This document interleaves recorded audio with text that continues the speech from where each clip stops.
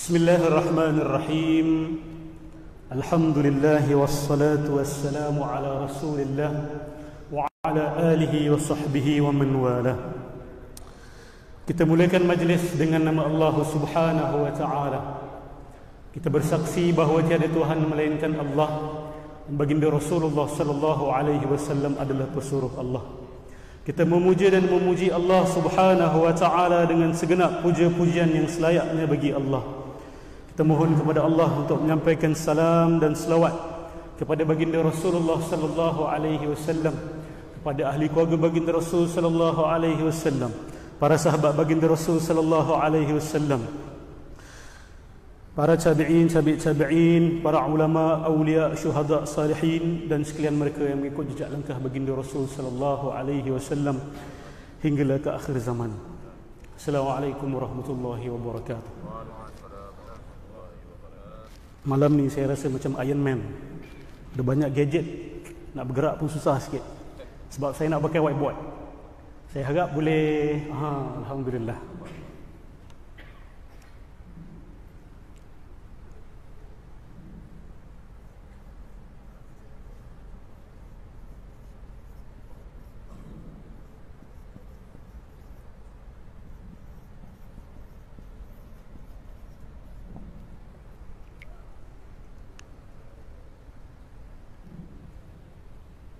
Tak dengar jawapan.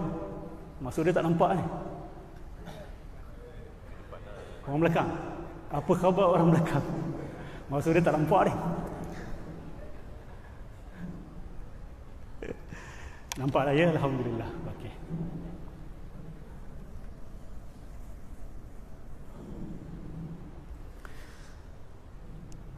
Kita bersyukur kepada Allah Subhanahu wa taala diberikan peluang sekali lagi untuk sama-sama kita memperkukuhkan akidah kita, kembali mengingati akad kita dengan Allah Subhanahu wa taala. Insya-Allah pada malam ini saya akan meneruskan kuliah kita dengan menjelaskan salah satu daripada sifat-sifat Allah Subhanahu wa taala, iaitu sifat qidam dan baqa. Kita sudah selesai bercerita berkenaan dengan wujud, dan selepas wujud saya bercerita berkenaan dengan mukhalafatuhu lil hawadithi. Saya sengaja lompat sebab saya nak jelaskan terminologi al-hadith. Siapa ingat al-hadith?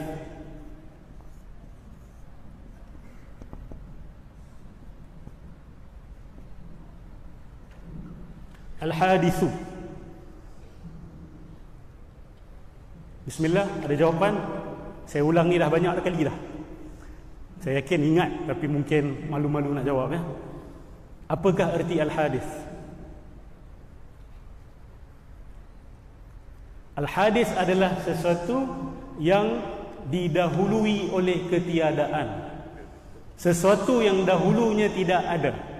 Jadi bila kita sebut mukhalafatuhu lil hawadithi, Allah itu dia tidak sama dengan perkara-perkara yang bersifat hadis.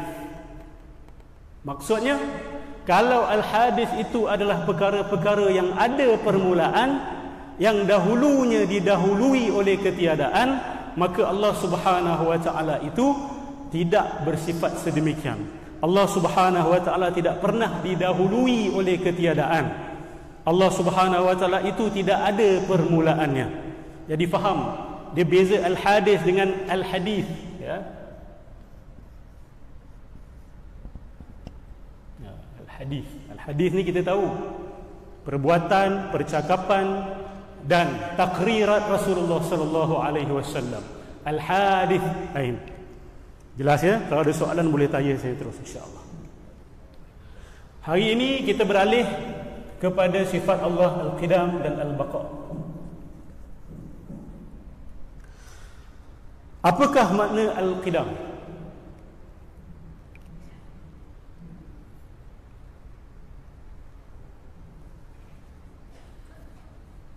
Bismillah. Ramai kat sini dah belajar sifat 20. Saya yakin tak ada masalah, silap tak ada masalah.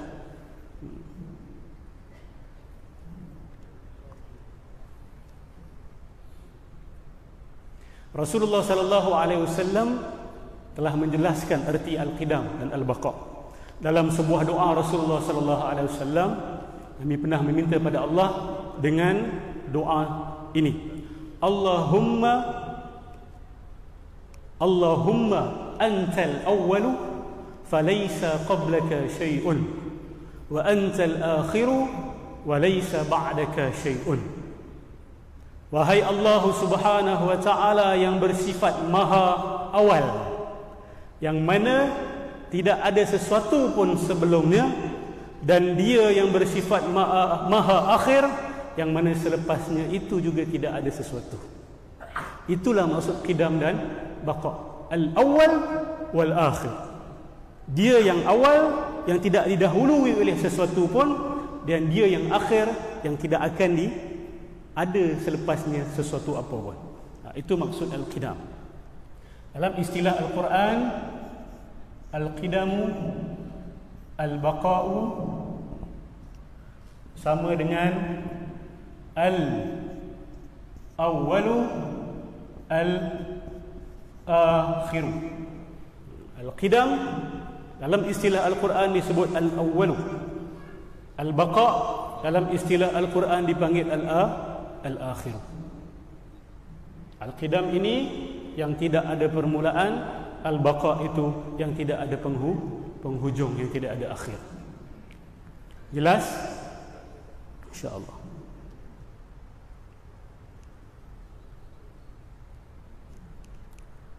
Ada sebuah hadis baginda Rasulullah sallallahu alaihi wasallam bersabda, "Ya'ti syaitanu ahadakum fayaqulu man khalaqa kadza wa kadza hatta yaqulu man khalaqa rabbak fa idza balagha zalika falyasta'iz billahi walyantahi." Hadis ini diriwayatkan oleh Imam Muslim, yang bermaksud syaitan itu akan datang kepada salah seorang di antara kamu dan dia akan bertanya, siapakah yang menciptakan ini dan itu? Dan dia akan berterusan bertanya soalan sampailah dia tanya, siapa pula yang mencipta pencipta itu? Siapa pula yang mencipta Tuhan? Ini Nabi kata syaitan akan tanya soalan. Bila sampai ke tahap itu, apa Nabi sebut? Falyasta'iz billah, minta perlindungan daripada Allah Subhanahu wa taala, wal yantahi, dan berhenti di situ. Dan berhenti di situ. Tapi menjadi persoalan dalam kitab-kitab akidah ulama kita, ulama tak berhenti di situ. Ulama menjawab persoalan-persoalan ahli-ahli falsafah. Dan kalau hari ini pemikir-pemikir daripada barat, saintis-saintis daripada barat yang bertanya soalan yang sama, dia kata, kalau kamu kata Tuhan yang cipta semua ni, siapa yang cipta Tuhan? Kenapa mereka jawab? Sedangkan Rasulullah SAW kata, bila sampai ke tahap itu, jangan lagi teruskan. Minta perlindungan daripada Allah Subhanahu wa taala. Adakah para ulama kita tidak tahu akan hadis tersebut? Sudah tentu mereka tahu. Tapi kenapa mereka buat juga? Kenapa mereka layankan dan mereka teruskan juga? Sebab sebenarnya ada satu riwayat daripada Ibn Abbas. Seorang sahabat pernah datang bertemu dengan Ibn Abbas. Sahabat ni bernama Abu Zumail Simak ibn Al-Walid Al-Hanafi. Dia bertemu dengan Ibn Abbas radhiyallahu anhu, yang dia kata benda ni. Dia kata, "Ma ajidu fi sadri, ma syai'un ajidu fi sadri." Wahai Ibn Abbas, apa benda ni ada dekat dalam hati aku ni? Aku tak sedap hati. Ibn Abbas tanya, apa benda tu? Dia kata, la atakallamu bi, aku tak akan cakap benda ni. Ibn Abbas tanya balik, asyai'un min syak, adakah kamu ada keraguan dalam hati kamu? Ini sahabat ni. Kamu ada keraguan dalam hati kamu? Dia kata, betul. Kemudian Ibn Abbas jawab balik, dia kata, ma naja ahadun min zalik, tidak ada satu orang manusia pun yang terselamat daripada keraguan. Dan kemudian Ibn Abbas menukil satu ayat Al-Quran. Allah Subhanahu wa taala berfirman, wa in kunta fi syakkin mimma anzalnahu ilaik fas'alil ladzina yaqra'una al-kitaba min qablik. Wahai Muhammad, jikalau kamu meragui apa yang telah kami turunkan kepada kamu, maka tanyalah kepada mereka-mereka yang telah membaca Alkitab sebelum kamu. Kenapa Ibn Abbas tukil ayat tersebut? Dan ayat tersebut ditujukan kepada siapa? Ayat tersebut ditujukan kepada Rasulullah. Rasulullah pernah ragu tak? Saya nak tanya di sini, Rasulullah pernah ragu tak wahyu yang turun kepada dia? Assalamualaikum. Mohon jawab. Ini permintaan saya. Saya ni cerewet sikit boleh belajar mengajar. Rasulullah pernah ragu ataupun tidak berkenaan dengan wahyu yang turun kepadanya? Awal-awal Iqra. Bila turun wahyu Iqra tu, apa Nabi buat? Nabi terus kata, ya Alhamdulillah aku jadi Nabi. Tak ada. Nabi buat apa? Nabi menggigil balik, lari balik ke rumah, minta isteri dia selimutkan. Kemudian apa dia tanya pada isteri dia? Kamu rasa aku ni gila ke? Itu orang yang waras. Kalau kita ni cepat sangat percaya. Mimpi nampak macam Rasulullah datang, oh confirm Rasulullah datang. Mimpi nampak macam wali Allah datang, oh confirm tu Syekh Abdul Qadir Jilani jumpa saya Ustaz semalam. Dia kata saya dah tak payah solat lagi sebab saya dah sampai makam wali Ustaz. Itu sendiri kita tidak ikut sunnah Rasulullah. Rasulullah sendiri meragui dulu. Betul ke? Siapa ni yang datang jumpa aku ni? Dia tanya isteri dia, betul ke tengok aku ni gila ke? Apa Sayyidatina Khadijah jawab? Wahai suamiku, engkau adalah orang yang baik, kau menolong orang yang susah. Betul tak? Kau menolong orang-orang miskin, maka mustahil Tuhan akan mencela kamu dan akan mempermain-mainkan kamu. Ini jawapan isteri dia. Isteri dia tak kata, abang itu wahyu daripada Allah, percaya je lah, jangan tanya-tanya. Ada tak? Tak ada. Kalau turun kat orang Melayu rasa kena macam gitu lah. Ini saya nak bilang dekat sini, Rasulullah juga pada fasa awal ada keraguan. Dan itu adalah menandakan jiwa yang sihat. Jiwa yang sihat. Kalau tidak ada keraguan, apa saja yang datang kita telan bulat-bulat. Betul tak? Adakah itu tanda orang yang kuat iman? Tak semestinya. Sebab telan buta-buta itulah banyak perkara-perkara bukan-bukan yang kita percaya dalam hidup ni. Kita harus ikut sunnah itu. Jadi ayat itu Ibn Abbas menukil untuk membuktikan bahawa tak ada orang yang terlepas daripada keraguan. Semua orang ada soalan dalam jiwa. Siapa yang tak ada soalan dalam jiwa, maksudnya dia sudah tidak lagi berfikir. Siapa yang kata, Ustaz, saya dah clear, dah tak ada soalan lagi, semua saya dah tahu. Masya Allah. Adakah orang begitu begini di sini? Adakah? Saya pun masih ada soalan dalam hati saya tentang beberapa perkara yang berkaitan dengan ranting-ranting agama. Tak ada masalah ada soalan. Baik, cerita Ibn Abbas belum habis. Ibn Abbas tukil ayat tersebut. Kemudian Ibn Abbas kata kepada Abu Zumail Simak, dia kata apa? Wa in tajid syai'an fi sadrika falyaqul, kalau kamu dapati dan merasakan sedikit keraguan di dalam hati, maka katakanlah huwal awwalu wal akhiru wal zahiru wal batin wa huwa bikulli syai'in alim. Saya nak tanya soalan. Orang yang ragu, orang yang ada soalan, katalah dia pun bertanya soalan yang sama. Kalau Allah cipta semua, siapa cipta Allah? Kata dia tanya soalan. Dan dia pula baca ayat tersebut, tapi dia tak faham ayat tu. Rasanya keraguan dia boleh hilang tak? Dia tak faham dan dia tak nak faham. Dia baca huwal awwal wal akhir wal zahir wal batin wa huwa bikulli syai'in alim. Huwal awwal wal akhir wal zahir wal batin wa huwa bikulli syai'in alim. Rasanya hilang tak keraguan dia? Boleh. Kalau Allah izinkan boleh. Tetapi kemungkinan besar tidak hilang. Sebab hakikat yang terletak pada ayat tersebut adalah isi kandungannya. Apa maksudnya? Huwal awwalu wal akhiru wal zahiru wal batinu wa huwa bikulli syai'in alim. Maksud dia apa? Ayat tersebut sudah menjawab soalan syaitan tu. Kalau kita berfikir dengan betul dan memahami ayat tersebut, kita tak perlu nak lari daripada soalan tu. Sebab soalan itu Allah dah jawab dalam Quran. Huwal awwalu wal akhiru wal zahiru wal batinu wa huwa bikulli syai'in alim. Saya akan jelaskan dengan lebih lanjut nanti. Tapi Ustaz, kenapa Nabi kata minta perlindungan kepada Allah dan berhenti? Kenapa begitu? Kalau kita buka kitab Umdatul Qari yang ditulis oleh seorang ulama, dia kata ayat tersebut berbicara berkenaan dengan satu benda ni dipanggil sebagai at-tasalsul.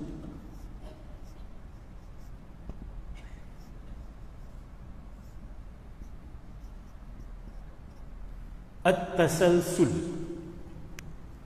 Macam familiar tak perkataan tasalsul ni? Tersasul, betul Saya buat sedikit kajian dan pada tekaan saya, perkataan tersasul itu datang perkataan tasalsul. Kerana perkataan tersasul itu bermaksud awak tersalah cakap, awak tersalah hujah. Makna asal tersasul adalah awak telah bercakap sesuatu melebihi apa yang sepatutnya. Bukan tersalah cakap sebenarnya, kita dah tersilap. Makna tersasul adalah kita telah bercakap dan melampaui batasan berhujah.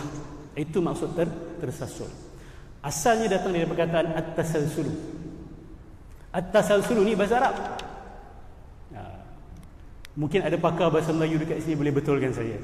Perkataan tersasul tu, kalau keluarkan tak ada orang pernah guna perkataan sasul. Betul tak? Dia mensasuli, dia disasuli, adakah? Adakah? Dia menyasulkan, tak ada. Jadi kalau satu perkataan itu tidak boleh diletakkan imbuhan dan dibuang imbuhannya, dia bermaksud perkataan itu bukan asal bahasa Arab. Bukan asal bahasa Melayu. Dia menandakan, tapi tak semestinya. Perkataan akal juga bahasa Arab yang sudah dimelayukan, tapi boleh letak imbuhan berakal. Betul? Tapi perkataan tersasul ni unik. Jadi itu menguatkan saya punya hujah bahawa dia datang dari perkataan tersasul. Apa makna tasalsul ni? Siapa belajar matematik dekat sini dia suka benda ni. Khususnya theoretical maths. Matematik theoretical. Ini bermaksud silsilah ataupun rantaian sabab musabab yang tidak berpermulaan. Saya ulangi sekali. Rantaian sabab musabab yang tidak berpermulaan. Kita percaya tak pada tasalsul? Sebagai umat Islam, kalau siapa percaya pada tasalsul, dia sudah terlepas akidah dia. Sebab kita yakin dan kita percaya alam yang ada ini ada sebab. Betul tak? Saya ada di sini disebabkan mak bapak saya. Mak bapak saya dia ada di sini sebab mak bapak dia. Terus sebab musabab. Sebab musabab sampailah kepada akhirnya kepada Allah. Betul tak? Mak bapak takkan ada kalau Nabi Adam tak ada, Nabi Adam takkan ada kalau Allah Subhanahu Wa Taala tidak cipta. Rantaian sebab musabab itu ada penghujung tak? Ada penghujung tak? Ada. Penghujungnya Allah. Kalau awak kata, Ustaz, rantaian sebab musabab ni tak ada penghujung, dia berterusan sebab musabab, tak ada permulaan, maka awak telah secara tidak langsung menafikan kewujudan Tuhan.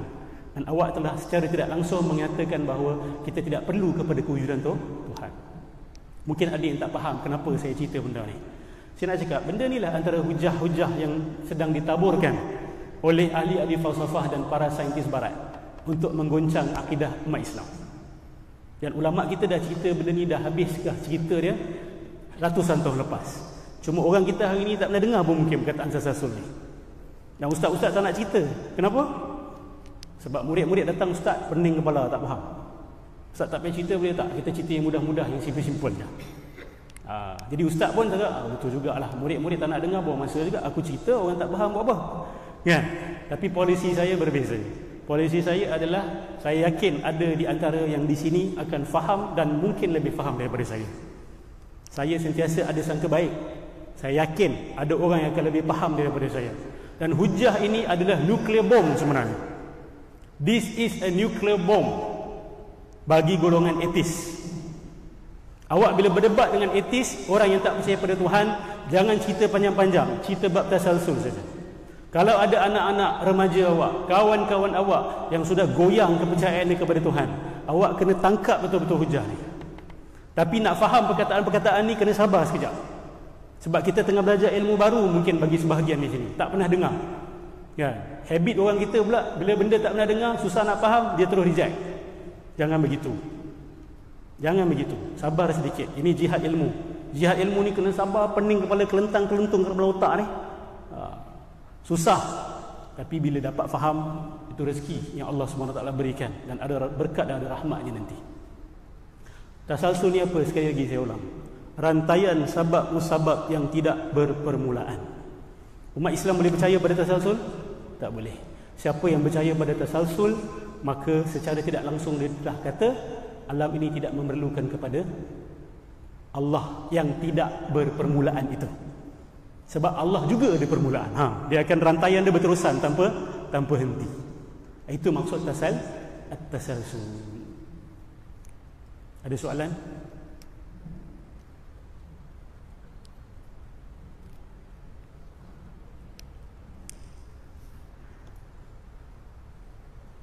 Dalam kitab Umdatul Qari juga, penulis menukil daripada seorang ulama bernama Syekh Al-Maziri. Syekh Al-Maziri mengatakan, lintasan-lintasan dalam hati dan lintasan-lintasan dalam minda ada dua jenis. Satu, lintasan yang berbentuk was-was. Dia datang dan pergi dan dia tidak sabit dalam hati. Jenis itu boleh dia buang hanya dengan a'udzubillahi minasyaitonirrajim dan fokus buat benda lain. Itu jenis yang pertama, was-was. Dia datang dan pergi dan dia tidak kekal dan tidak sabit di dalam hati. Tapi ada jenis lintasan yang dia berbentuk syubhah. Syubhah ini dia berlakon seolah-olah lintasan itu adalah berdasarkan kepada ilmu dan fakta. Contoh, hari ini telah ramai anak muda tanya dekat saya. Dia kata, "Ustaz, siapa cipta Allah?" Benda ni dah bukan was-was lagi. Dia sudah jadi syubhah. Syubhah ni apa? Dia dah asyik datang saja. Asyik datang dan orang-orang yang kata benda ni beranggapan bahawa pandangan seperti itu adalah berdasarkan kepada sains dan logik. Ini dah bukan was-was dah. Ini dah masuk level syubhah. Bila dah masuk level syubhah, Imam Maziri kata ataupun Syekh Maziri kata, cara nak buang kena dengan berfikir dan penghujahan. Tak cukup dengan auzubillahi minasyaitonirrajim, fokus benda lain, tak boleh. Yang Nabi sebut tu adalah berkenaan dengan waswasah. Tapi bila dah jadi syubhah, awak kena guna an-nazaru wal istidlal. An-nazaru wal istidlal. An-nazar. An-nazar. An-nazar ni maksud dia apa? Berfikir. Istidlal.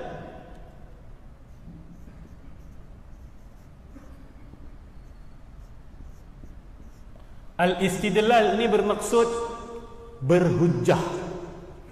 Cara nak buang dia kena berfikir dan kena berhujjah. Tak boleh bilang kepada anak-anak, jangan fikir-fikir, baca auzubillahi minasyaitonirrajim, hilang. Itu zaman 30-40 tahun mungkin boleh. Tapi zaman hari ini kita kena guna approach yang nombor 2. Kalau tak dijawab soalan itu, yakinlah pada saya, iman mereka akan makin goyang. Bapa aku tak boleh jawab lah soalan ni. Mungkin tak ada jawapan kot, dia kata. Mungkin selama ni orang Islam percaya buta kot. Dia percaya sebab tak ada ilmu kot. Habis. Gergak-gerguk. Besok saya dipanggil oleh salah seorang ibu kepada salah seorang anak remaja yang sudah umur 20 lebih. Dia telefon saya, "Ustaz, anak saya dah tak percaya pada Tuhan dah." Keluarga sangat kuat beragama. Sebab tu, jangan sangka awak kuat beragama, isteri awak kuat beragama, anak awak juga kuat akidahnya. Kena periksa. Khususnya jenis yang suka paksa-paksa anak, suka marah-marah. Marah-marah dan paksa-paksa itu mungkin boleh jadi sebab terlepasnya iman dalam hati dia. Hari ini, kalau 50 tahun dulu saya tak tahu. Hari ini, itu menjadi antara sebab utama anak-anak muda hari ini malas nak mengamalkan agama. Sebab dia nak faham dulu sebelum dia buat. Kita pula jenis tak payah faham-faham, buat saja, habis. Saya sudah kasih amaran. Bagi siapa yang meneruskan dengan cara ini, up to you, terpulang kepada awak. Tapi hasil daripada penerokaan saya, pemerhatian saya, itulah antara punca yang paling besar murtadnya ramai anak-anak muda. Sebab persoalan-persoalan mereka tidak dijawab. Soalan-soalan mereka disapu di bawah kapet, sweep under the carpet. Soalan-soalan mereka tidak dikalahkan dan tidak diberikan hujah yang lebih kuat daripada persoalan-persoalan yang mereka tanya. Okey, insya-Allah. Jadi hadis yang pertama dengan riwayat sahabat yang kedua tu awak dah boleh harmonikan.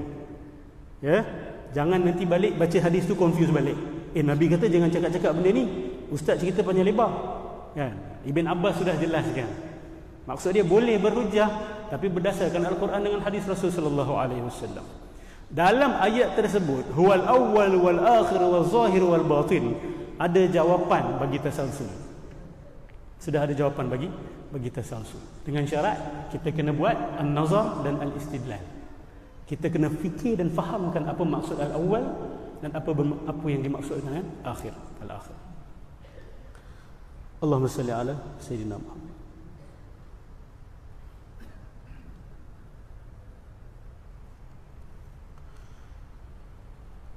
Kenapa tasalsul salah?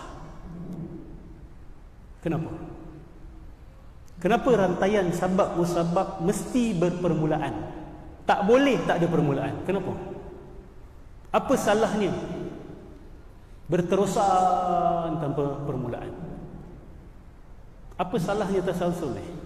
Ini ibarat tanya kita, what is your problem with infinity, dia kata, or infinite regression. Dalam bahasa Inggeris dipanggil infinite regression.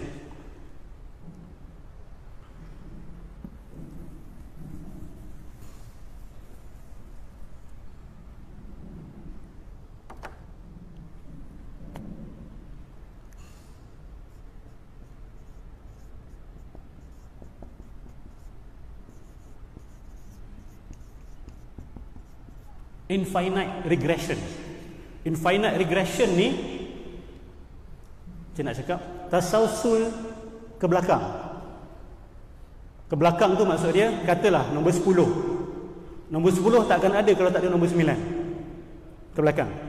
Akhirnya bermula dengan nombor 1. Itu maksud regression ke belakang. Dia lawan progress ke depan. Kalau infinite progression 10, 11, 12, 13, 14, 15, 16. Infinite regression 10, 9, 8, 7, 6, 5, 4, 3, 2, 1. Sekarang ni dia cabar kita. Dia kata, kenapa nak kena berhenti kepada Tuhan? Kenapa kita tak boleh berterusan tanya soalan ni? Faham Ada soalan sebelum saya teruskan? Ini maksud infinite regression. Boleh kita connect dengan tasalsul. Boleh kita kaitkan dengan at-tasalsul.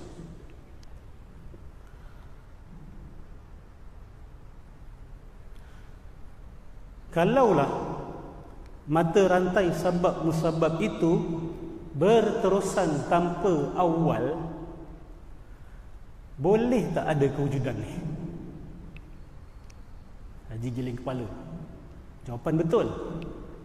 Betul. Kalaulah silsilah itu tidak ada permulaan, boleh tak wujud alam ni?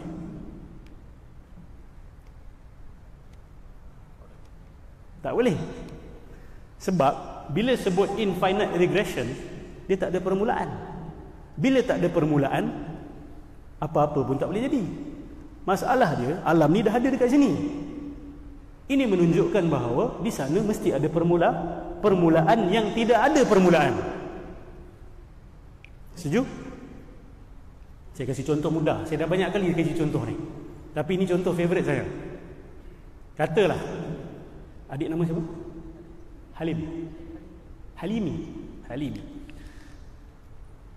Halimi salam ustaz. Tapi Halimi takkan boleh salam ustaz kecuali kalau Haji yang di sebelah Halimi salam Halimi. Nama Haji, tak maaf lupa. Nama Haji. Haji Fahmi ya. Dan Haji Fahmi takkan salam Halimi kalau Haji Osman tak salam Haji. Cuba bayangkan kalau mata rantai ini berterusan tanpa ada permulaan. Dia akan salam saya tak? Dia akan salam saya tak? Dia tak akan salam saya. Sebab nak start daripada mana pun tak tahu. Haji tak akan salam dia pun sebab kita tak tahu mana nak start. Dia berterusan selama-lamanya. Kalau alam ini ada pencipta, dan pencipta itu ada pencipta, pencipta itu juga ada pencipta, pencipta itu juga ada pencipta, tanpa ada permulaan, alam ni boleh wujud tak? Tak wujud. Sebab there's no beginning, tak ada start. Itulah al-awwalu alladhi laysa qablahu syai'. Yang pertama, yang mana tidak ada sesuatu pun sebelumnya. Jadi bila mereka tanya soalan, okay, you say God create the universe, but who created God? Sikap you tak faham makna God tu apa. God is al-awwal, sifat dia. It has no beginning. You pula tanya, apa sebelum dia? Mana boleh, salah lah soalan tu. Soalan dia dah salah. Katalah macam saya tanya, Haji bujang lah. Ya, saya bujang, Ustaz. Isteri tengah buat apa sekarang? Haji kalau bijak dia tak fikirlah, apa isteri aku tengah buat sekarang ni. Dia kalau bijak kata apa? Ustaz, saya belum kahwin, mana ada isteri? Betul tak? Soalan saya yang salah. Bukan sebab Haji tak boleh jawab soalan saya, sebab soalan dia salah. Sebab tu bila mereka tanya kepada kita, Tuhan pencipta, siapa cipta pencipta? Kita akan kata, your question is wrong. Before I proceed to answer your question is wrong. Sebelum saya jawab soalan awak tu salah. Jangan termasuk perangkap. Kadang-kadang yang salah bukan pada jawapan, tapi pada soalan. Okay? So kita boleh batalkan tasalsul. Ada macam-macam lagi hujah. Satu lagi hujah yang diberikan oleh Syekh Mustafa Sabri. Syekh Mustafa Sabri ni adalah Syekhul Islam kepada kerajaan Uthmaniyah sebelum kejatuhan kerajaan Uthmaniyah. Ulama besar, dalam kitab dia Mawqiful Aql wal Ilmi wal Alami min Rabbil Alamin wa Ibadihil Mursalin. Kitab dia ni, Masya Allah, antara kitab terpenting dalam bab akidah.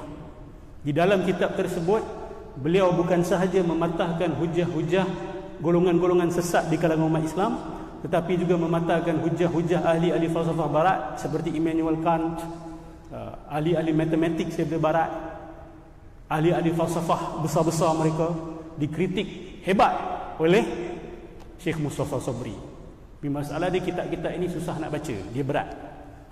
Jadi bagi siapa yang suka falsafah, yang suka mendalami ilmu kalam, boleh rujuk kepada kitab Syekh Mustafa Sabri. Ini adalah antara kitab-kitab terakhir yang ditulis oleh ulama kita, dan kitab ini saya letakkan pada pandangan saya tidaklah lebih rendah tarafnya daripada kitab ulama-ulama klasik. Walaupun Syekh Mustafa Sabri tak sampai 100 tahun lepas. Kitab yang sangat luar biasa. Dia kata, dia kasih contoh. Kosong. Kalau kita tambah lagi satu kosong, dan kita tambah lagi satu kosong, awak tambahlah berapa banyak pun, akan ada nilai? Tidak akan ada nilai. Dia hanya akan bernilai apabila awak letak nombor selain kosong. Tak kira lah 1 ke 2 ke, baru jadi 21,000. Awak tambahlah kosong berlambak-lambak macam mana awak nak, sampai penuh papan putih ni, tak akan ada nilai yang keluar. Betul? Dia kena bersandar kepada sesuatu yang dengan sendirinya sudah bernilai, iaitu nombor 1. Bapa kepada segala nombor adalah 1. 2 adalah pencampuran 1 dengan 1. 3 adalah pencampuran 1 dengan 1 dengan 1. Tanpa nombor 1 tak ada apa-apa. Apa lagi contoh yang Syekh Mustafa Sabri berikan? Ini nak membatalkan tasalsul, nak menunjukkan bahawa tasalsul ini tidak wujud.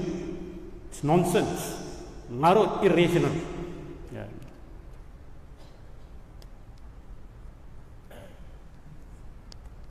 Saya kena berhenti pukul berapa? Lagi 3 minit. Sikit lagi ya, insya-Allah. Dia kasih contoh. Dia kata, katalah A berhutang 1 dinar emas daripada B, dan B juga berhutang 1 dinar emas daripada C. Jadi yang A dapat tu daripada hutang daripada C. C pula dapat pun daripada hutang kepada D. Cuba bayangkan rantaian itu berterusan tanpa awal. Cuba bayangkan rantaian itu berterusan tanpa awal, tanpa permulaan. Boleh ada tak 1 dinar? Semua yang ada dalam silsilah itu semua berhutang. Boleh tak? Dia pinjam, dia pinjam, dia pinjam, dia pinjam, dia pinjam, dia pinjam, tak tahu siapa. Saya hanya akan dapat, ataupun A hanya akan dapat pinjam 1 dinar itu bila mana? Bila mana ada permulaan. Permulaan itu apa? Orang yang pertama itu dia pun tak boleh pinjam. Duit tu memang kena milik dia. Sebab kalau dia pun pinjam, tak akan sampai dekat saya. Macam tadi itulah. Ya, mesti ada permulaan orang yang salam. Kalau tak ada, dia tak akan salam saya. Jadi tasalsul ni, infinite regression ini out. Tak boleh pakai. Tapi ramai anak muda kita yang goyang dah. Sebab dia kedepankan teori-teori yang bunyi-bunyi dia pelik-pelik. Kita ni kan bila dengar teori dari barat je, kita dah goyang lah. Sedangkan kadang-kadang hujah mereka merapu saja. Dia cuba usaha nak melawan sampai dia terpaksa buat teori-teori yang bukan-bukan. Dia pertahankan benda ni, infinite regression.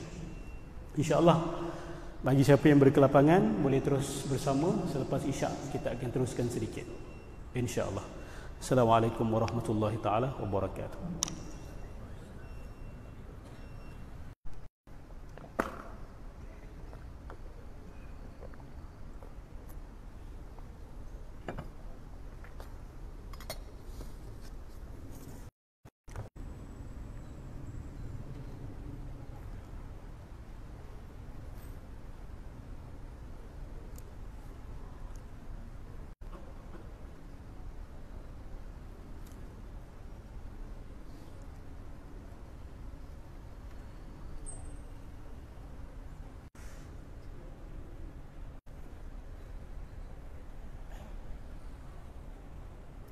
Ini memang ke tepi.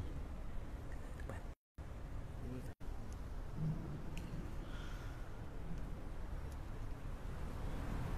Bismillahirrahmanirrahim. Alhamdulillah wassalatu wassalamu ala Rasulillah wa ala alihi wa sahbihi wa man wala. Kita sambung dengan bahagian kedua kuliah akidah. Saya ucapkan tahniah kepada yang masih bersabar, yang ingin bertahan untuk sama-sama mendalami lagi sifat 20 dengan cara dan pendekatan yang sedikit berbeza, insya-Allah. Baik.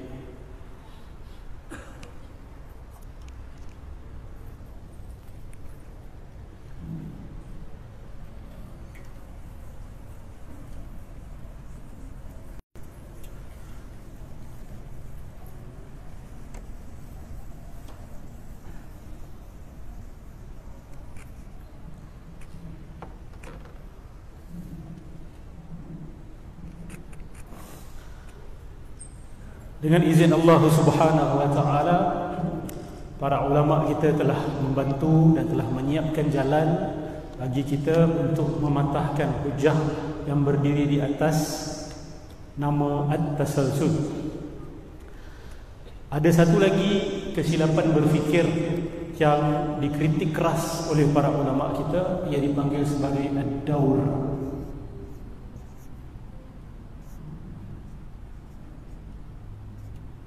Ad-daur. Ad-daur ni adalah pattern berhujah secara berpusing-pusing. Saya kasih contoh.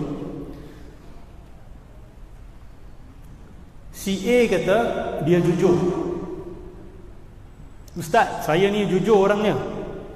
Kita pun tanya dia, apa bukti yang kamu ni jujur?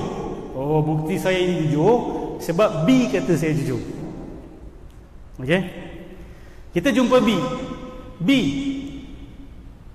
kamu ni pun boleh percaya ke? Saya kata boleh. Apa buktinya? So A kata saya jujur.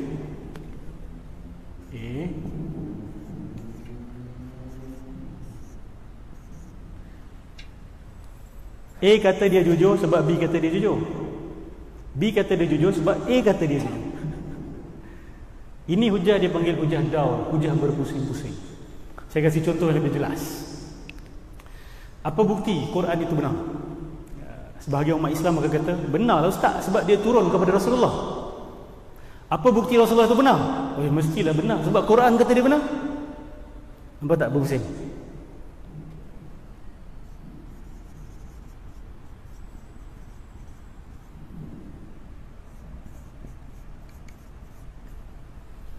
Bukti Rasulullah benar kerana Quran kata Rasulullah benar.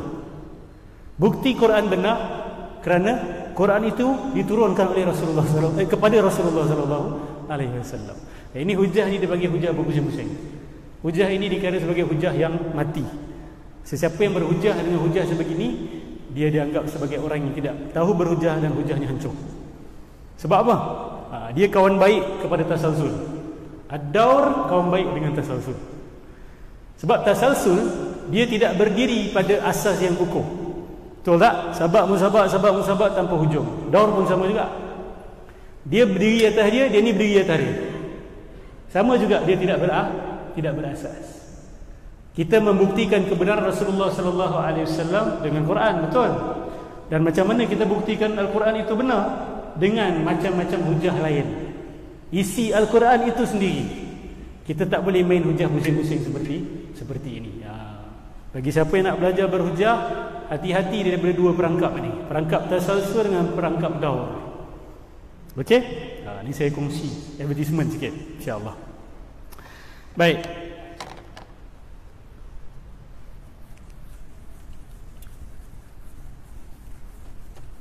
Pernah dengar perkataan ataupun istilah wajibul wujud?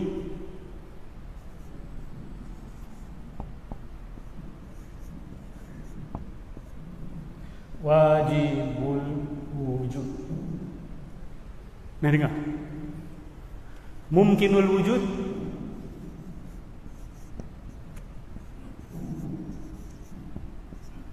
dan mustahilul wujud.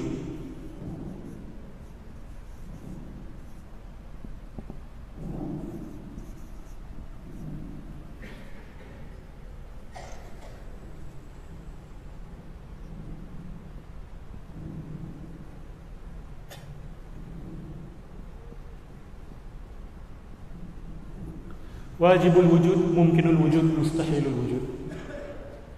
Saya rasa orang Melayu akan mudah faham. Wajibul wujud adalah sesuatu yang wajib ada. Kalau dia tak ada, semua takkan ada. Itulah yang dipanggil sebagai permulaan silsilah tadi tu. Permulaan bagi mata rantai tasalsul tadi tu adalah apa yang kita panggil sebagai wajibul wujud. Dia kalau tak ada, mata rantai itu tidak akan wujud. Dalam istilah akidah, Allah Subhanahu wa taala dipanggil sebagai wajibul wujud. Kita dan sekalian makhluk Allah termasuk dalam mungkinul wujud. Mungkin. Saya yakin perkataan bahasa Melayu mungkin juga datang dari perkataan mungkin. Mungkin ni boleh ada dan boleh tak ada. Possible. Kita ni boleh ada dan boleh tak ada. Kalau saya meninggal, alam ni tak berubah. Kalau saya ada ataupun tak ada, alam ni tidak berubah. Kalau pokok kat depan ni ada ataupun tak ada, tak bermaksud akan berlaku kiamat. Tak semestinya. Betul tak? Kita bukan wajibul wujud. Ni mustahilul wujud. Mustahilul wujud ni yang tak boleh wujud. Siapa boleh kasih contoh? Ni senang lah. Ni dua senang. Lah ni. Cuba kasih contoh mustahilul wujud, sesuatu yang tak boleh ada.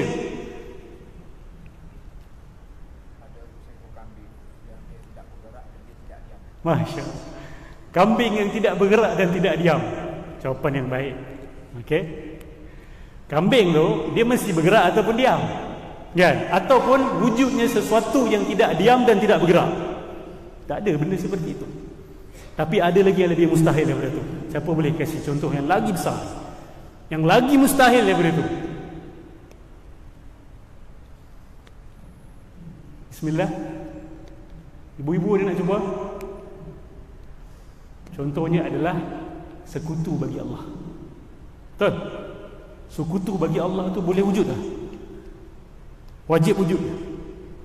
mustahil wujud. Okey. Jadi ini Allah Subhanahu wa taala, ini makhluk, dan ini perkara-perkara yang mustahil wujudnya. Contohnya adalah sekutu-sekutu bagi Allah Subhanahu wa taala. Jadi kalau ditanya, mata rantai sabab musabab itu harus dimulakan dengan wajibul wujud. Dia tidak boleh dimulakan oleh mumkinul wujud. Sebab benda boleh tak boleh ni, dia boleh ada dan boleh tak ada, dia memerlukan sebab untuk dia wujud. Dia memerlukan kepada wajibul wujud untuk diwujud. Jadi mata rantai awal adalah mesti bermula dengan wajibul wujud. Ini maksudnya. Kalau dia tak ada, tidak ada apa-apa yang wujud. Kalau dia tidak ada sesuatu pun yang boleh wujud, maka dia wajib wujud. Yang lain tidak wajib. Ada soalan?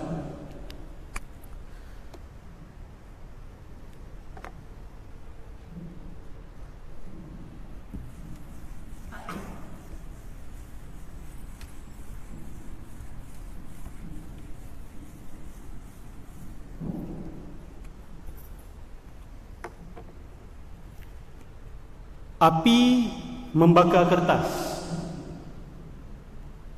Boleh ke? Mesti ke? Mustahil?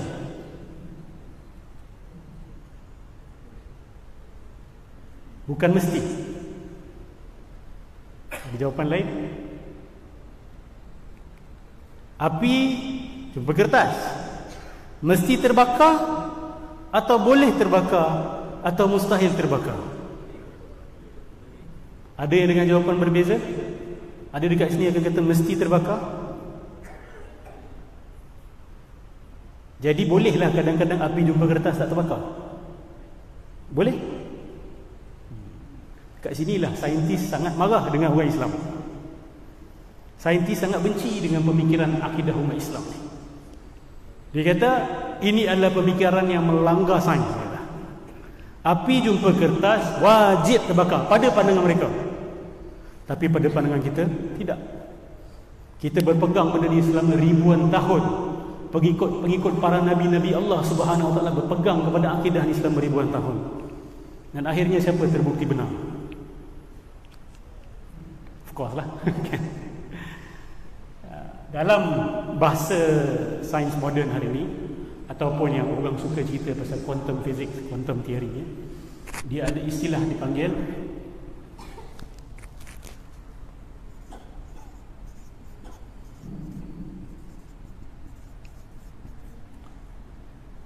indeterminacy. Dalam bahasa Arab dipanggil al-hatmiyah.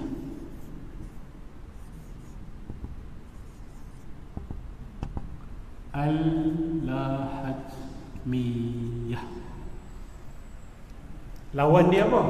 Lawan dia determinacy. Apa maksud indeterminacy? Indeterminacy ini tidak semestinya. Determinacy itu semestinya.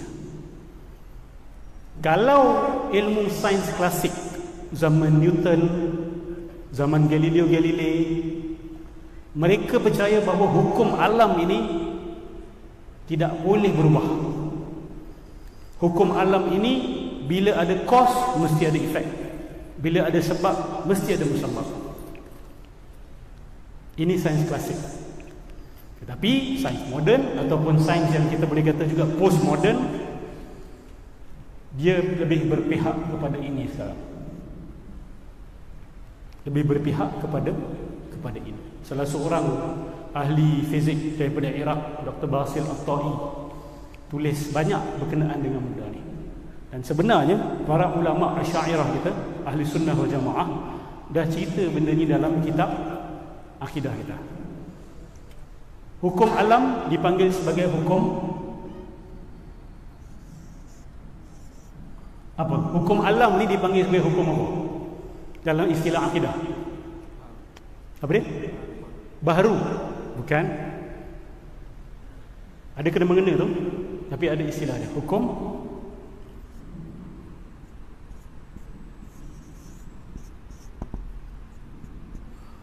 adat.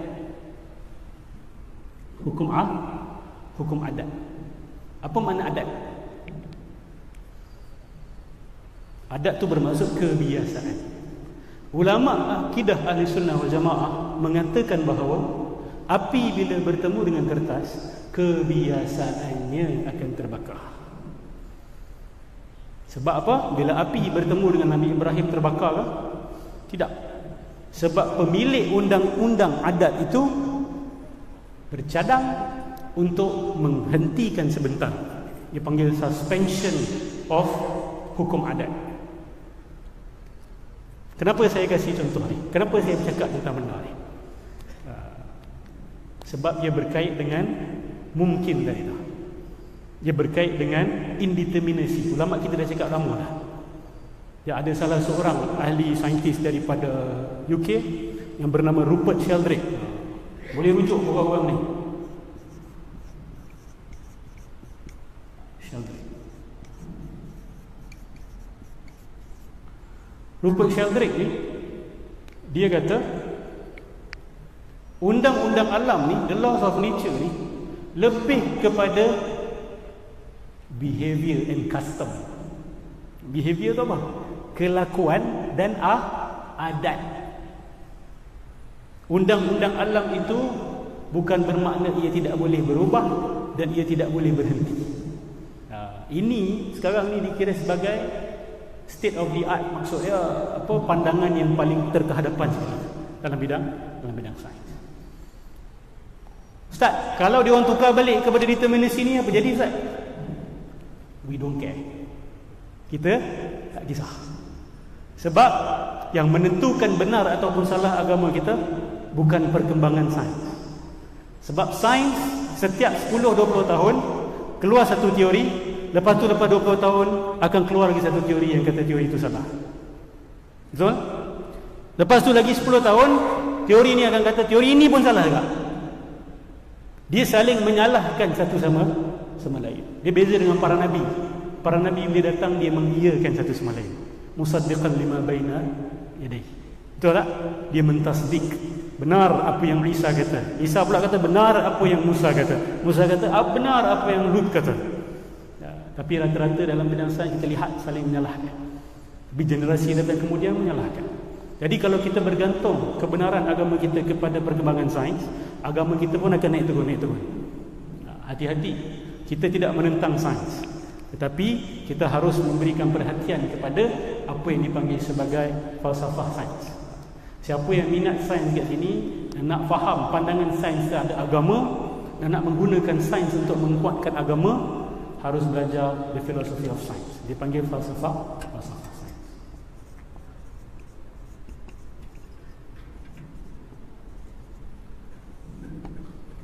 Bila awak belajar falsafah sains, awak akan perasan bahawa sains pun sebenarnya ada macam-macam mazhab. Dia pun ada banyak perbezaan pandangan, berkelahi satu sama lain. Dia pun ada konsensus dia, ada ijma' dia, ada khilaf dia, ada ikhtilaf macam-macam. Jadi kalau kita nak ikut segala keserabutan itu, habis. Agama kita juga akan jadi serabut. Kita nak kena berani. Walaupun sains moden kata kita salah, kita nak pilih mana satu. Tapi kita kena ada hujah. Kita tak boleh kata mereka salah, tapi kita tak ada hujah. Kita juga kena berhujah. Jadi ini saya nak cerita bahawa seluruh alam ini adalah mungkin. Dia tidak bersifat wajib. Kalau awak kata hukum alam ni wajib begitu, awak sudah menyamakan dia dengan Allah Subhanahu Wa Taala. Dia tak boleh berubah. Dia akan sentiasa begitu. Dia wajib berlaku begitu. Kalau saya campak handphone saya hari ini jatuh ke bawah, besok saya campak juga mesti jatuh ke bawah. Tak semesti, tidak semestinya. Tapi bukan bermakna kita melanggar undang-undang sains, tidak. Okey. Allahumma salli ala sayyidina Muhammad.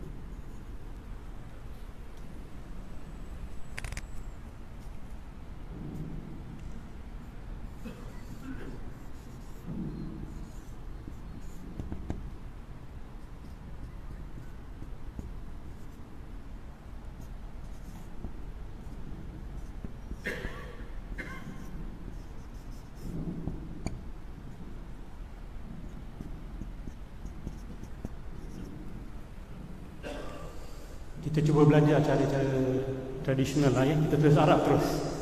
Jadi sambil-sambil tu belajar bahasa Arab sekali. Ya, saya hanya akan terjemah dengan perkataan saya takkan tulis.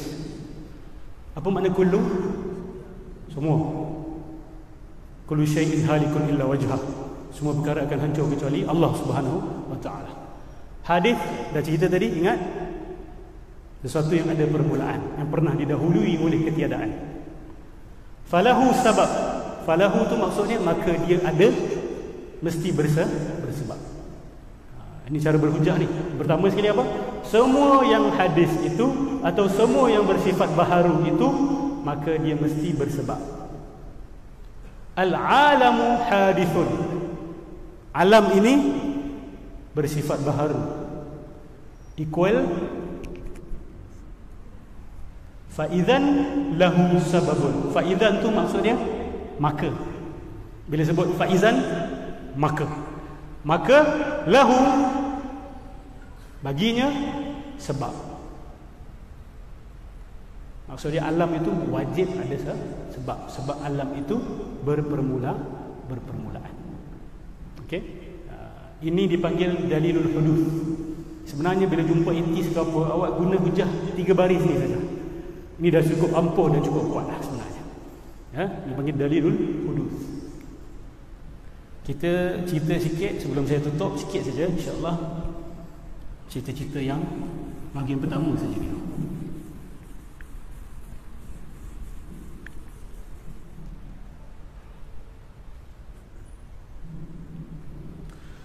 Semua yang baharu wajib ada sebab bagi kewujudan dia. Apa maksud baharu? Johor baharu ke Johor baru?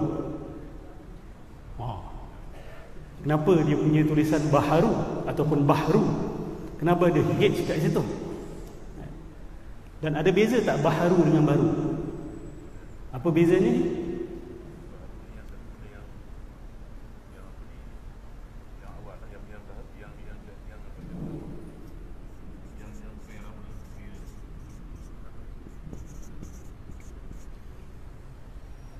Bezanya apa? Baharu, baru.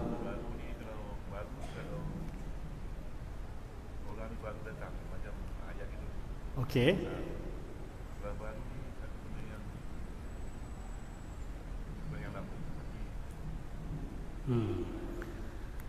Baru ni benda yang lama boleh dibarukan. Boleh tak benda yang lama dibaharukan?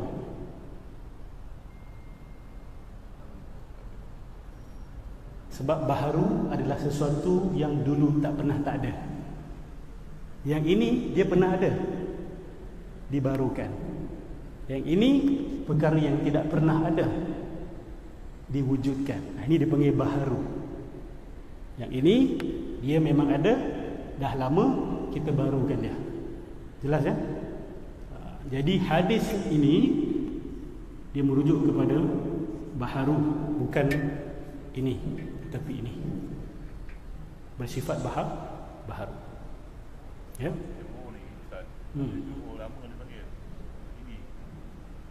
Oh, Johor lama, Kota Tinggi. Johor baru, masih dapat ilmu saya hari ni. Tapi tulisan dia tak ada A kan? Dia B-A-H-R-U, betul tak? Tak ada A kan? Bahru. Itu nak kena tanya ahli bahasa. Kenapa dia panggil bahru? Bukan baharu maupun baru. Wallahu a'lam. Terima kasih. Semua yang bersifat baharu mesti ada sebab. Kenapa benda ni betul? Kenapa? Kenapa semua yang bersifat baharu mesti ada sebab? Dan bila kata sebab, maksud sebab apa? Sebab boleh tak? Boleh tak sesuatu tu menyebabkan diri dia sendiri? Boleh tak sesuatu yang bersifat hadis menyebabkan diri dia sendiri? Kenapa sesuatu yang bersifat hadis tak boleh sebabkan diri dia sendiri? Kenapa? Ustaz ni banyak tanya, memang banyak tanya. Kenapa sesuatu yang bersifat hadis tidak boleh menjadi sebab kepada kewujudan diri dia sendiri? Dia memerlukan sebab di luar diri dia. Ya.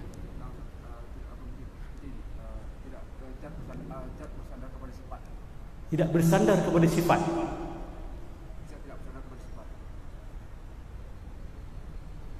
Saya yang tak faham jawapan. Mungkin jawapan itu betul, saya tak faham. Mungkin nanti saya hadam, mungkin saya faham. Tak maaf bang. Sila je.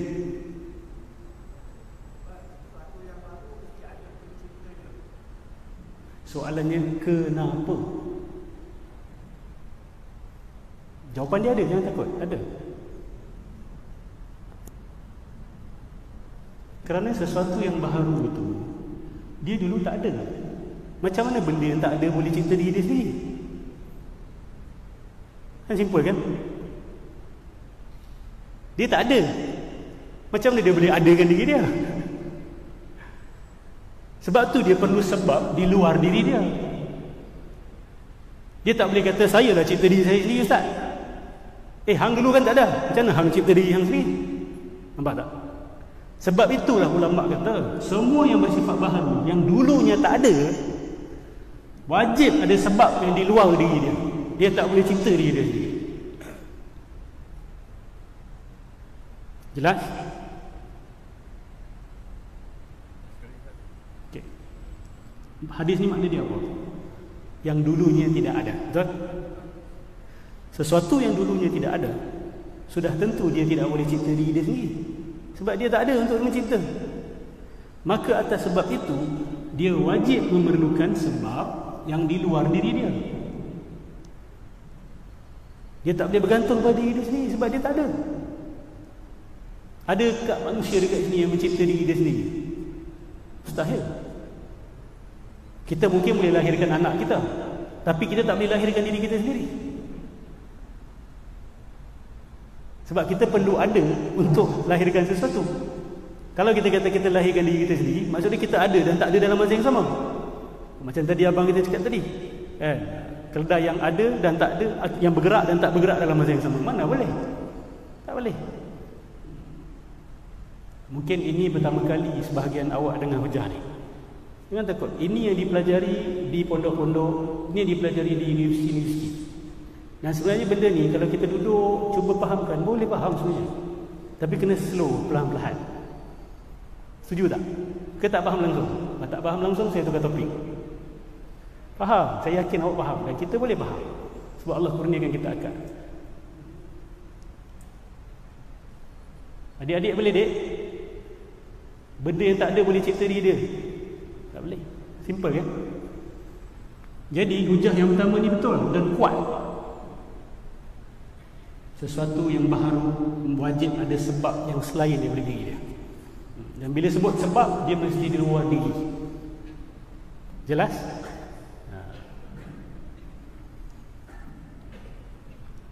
Kalau hadis ini berterusan, hadis memerlukan hadis, memerlukan hadis, memerlukan hadis, memerlukan hadis, tanpa permulaan, boleh ada tak alam ni? Tak boleh. Sebab apa? Kita dah buktikan tadi bahawa tasalsul salah. Tasalsul adalah penghujahan yang rosak. Maka hadis memerlukan sebab. Dan sebab ini boleh tak bersifat hadis juga? Boleh tak sebab ini bersifat hadis juga? Dia mesti bersifat apa? Wajibul wujud. Kalau dia pun bersifat hadis, maka mata rantai itu berterusan, takkan berhenti. Kena berhenti pada wajib. Dia yang wujud dan tidak memerlukan selain daripada dirinya sendiri. Selain itu, wujudnya bergantung kepada wujud yang lain. Selain Allah, wujudnya bergantung kepada wujud yang lain. Dah faham? Alhamdulillah. Saya ulang sebab saya yakin ada yang baru dengar. Jadi saya terpaksa ulang sedikit. Ya? Ada soalan? Silakan. Baharu. B-A-R-U ke B-A-H? B-R-U. Okay? B-A-R-U.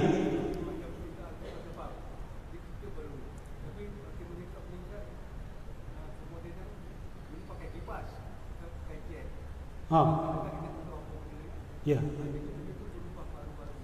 Itu yang dimaksud barulah. Tapi dia ada sesuatu sebelum dia. Betul tak? Dia ikut sesuatu yang sudah wujud sebelum dia. Itu betul lah. Maksud barulah. Invention boleh kita kata, sebab invention ni dia tidak didahului, kan? Dia memang betul-betul baru ada. Contoh macam Nabi Adam lah. Nabi Adam tu kita panggil baharu sebab tak ada manusia sebelum tu. Kita boleh kata baharu tak? Tak. Sebab dah ada manusia sebelum kita.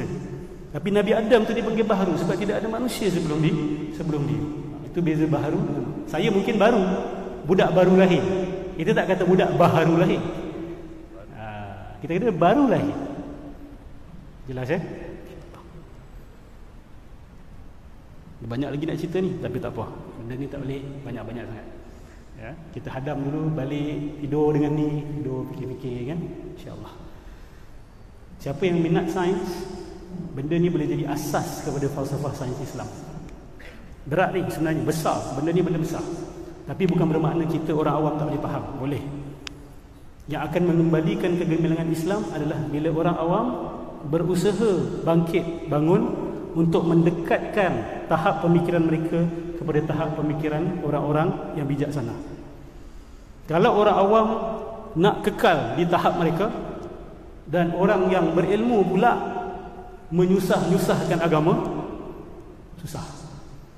Orang berilmu harus cuba permudahkan. Orang awam harus cuba faham. Baru kita akan bersama-sama naik ke atas. Guru-guru tak boleh hanya cerita benda-benda yang semua boleh faham dan mudah untuk faham. Tidak akan ada peningkatan. Kadang-kadang kita kena cerita benda yang kita tak faham, balik fikir-fikir, dapat faham. Di situ dia bagi peningkatan. Naik. Tapi perlu usaha sikit. Perlu pening-pening kepala sikit. Dapat pahala tak? Saya yakin dapat pahala, insya-Allah, kalau kita ikhlas untuk mendalami agama Allah hanya untuk Allah Subhanahu Wa Taala, bukan untuk niat-niat dan tujuan-tujuan yang lain, insya-Allah. Kalau tidak ada soalan, kita tutup di sini, insya-Allah. Kita akan sambung bulan hadapan. Kita akan sambung yang lagi 2 line tu. Kemudian insya-Allah kita akan beralih kepada sifat Allah wahdaniyah. Wahdaniyah itu Allah yang Maha Esa. Apa bukti-bukti dari segi akal, dari segi logik menandakan bahawa Allah itu satu. InsyaAllah. Wabillahi taufiq wa hidayah. Assalamualaikum warahmatullahi taala wabarakatuh.